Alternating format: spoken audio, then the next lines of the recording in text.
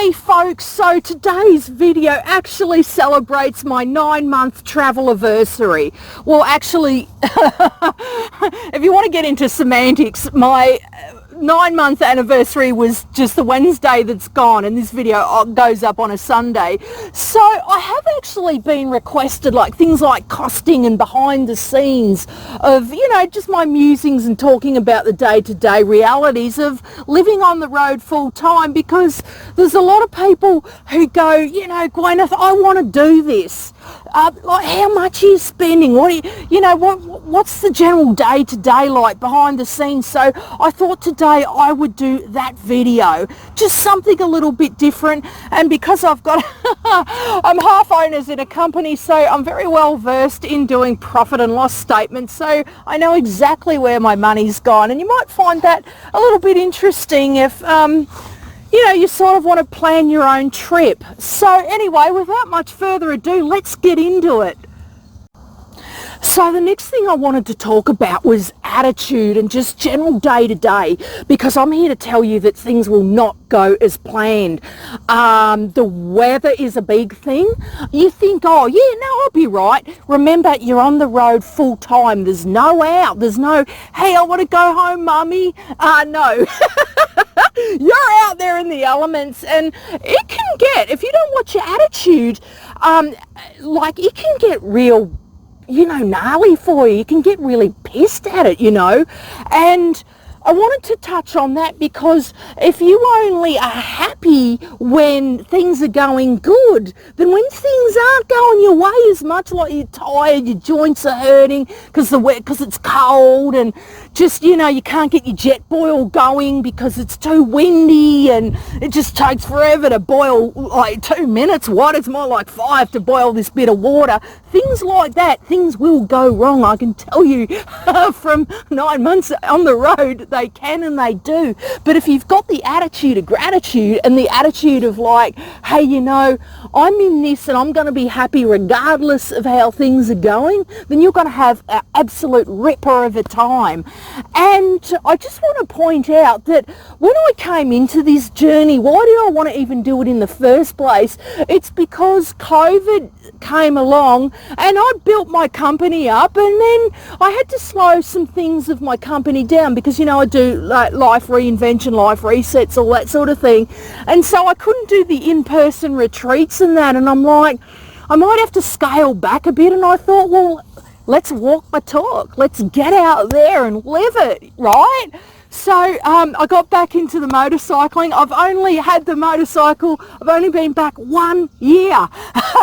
So, you know, I had to get myself back up to speed and all that sort of thing. And like, it was pretty daunting at first. Like, I haven't ridden a motorcycle for 22 years. How am I going to go around Australia? But like, I'm one of those people that jump in and do it. And you know, I got my skills up pretty fast. Like, I went every day. I went out in all sorts of weather and conditions, and I got it up there. And also with the camping, I don't know whether you know this, but I actually, things went bad for me for a while. I had a bit of a financial disaster there, and I actually chose to go and live out in the wilderness in Tasmania it was nearly 2 years. It was over 2 years, I must say.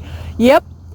I rebuilt from scratch. Like, I was like just flatline broke just about, and I used the tiny bit of money I had to rebuild my business.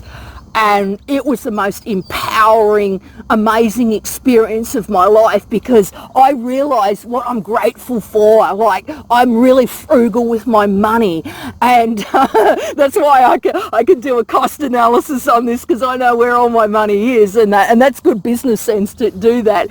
And I built back from nothing, because I went without. I went extreme. I lived on next to nothing to rebuild my business, my company, to what it is today.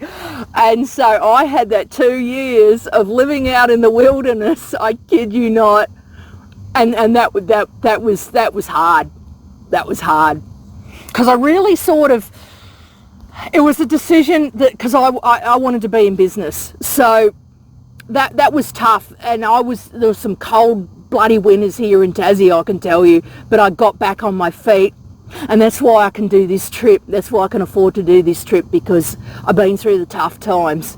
I know what it's like to feel grateful for what you got. I'm grateful for the tent. I'm grateful for the motorbike. I'm grateful for my company.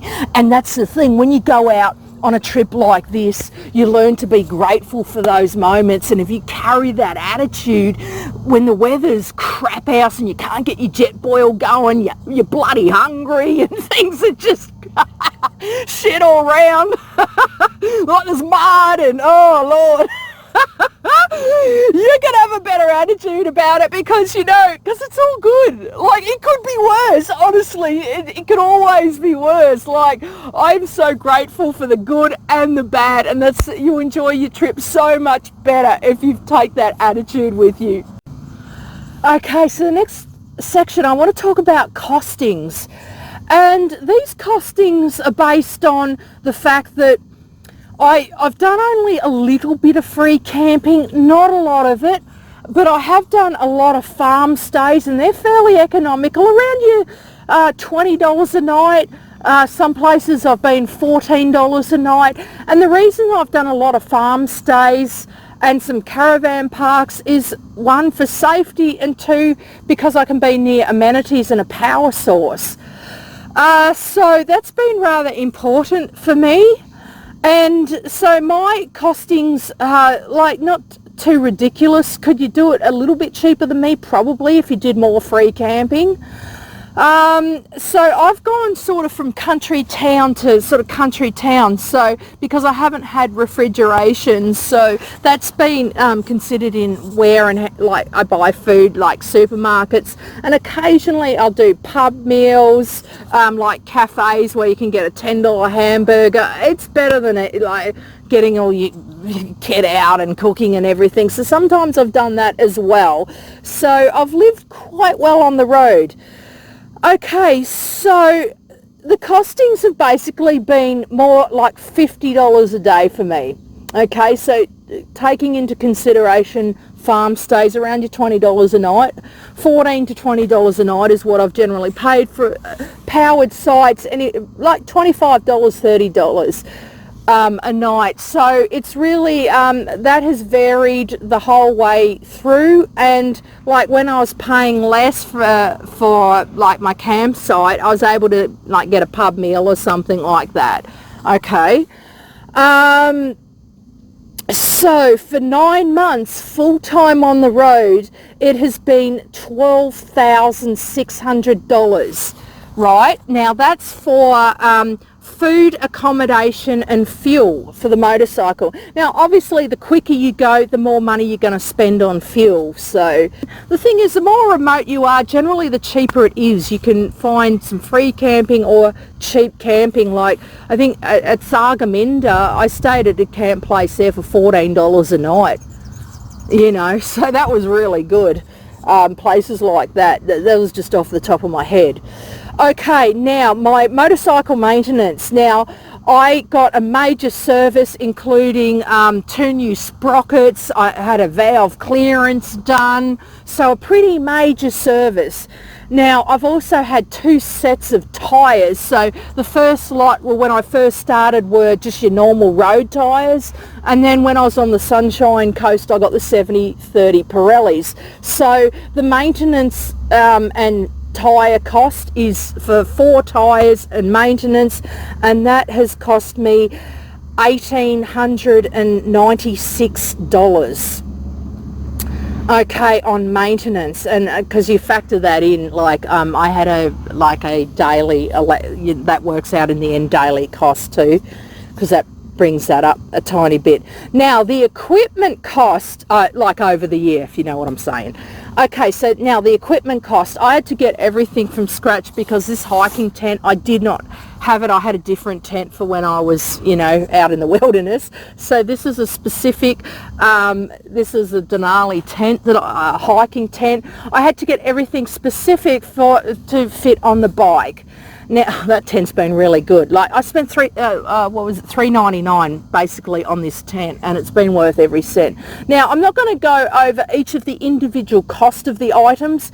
If you want me to do that, like a video about the equipment costs and what it is, I can do that in a separate video, which I think I've said in the past I will. So I will do that video and break down and I'll show you the equipment that I've got. It's a fairly basic kit.